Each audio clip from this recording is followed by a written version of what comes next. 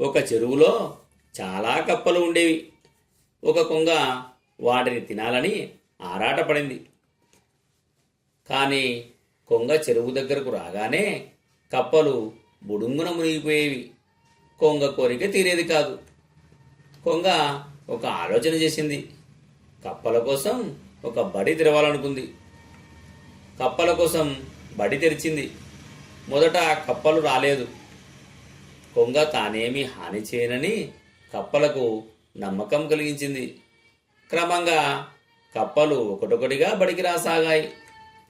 కొంగ మంచి టీచరులాగా కప్పలకు పాఠాలు చెప్పేది, ఆటలు ఆడించేది, పాటలు పాడించేది.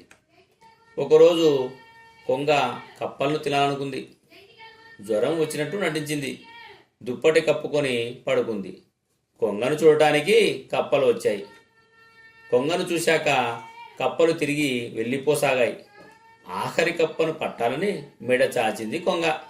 ఆ కప్ప చటుక్కున తలుపు మూసింది. చాచిన కొంగ మెడ తలుపు సందులో ఇరుక్కుంది. కొంగ చచ్చింది. కప్ప తప్పించుకుంది.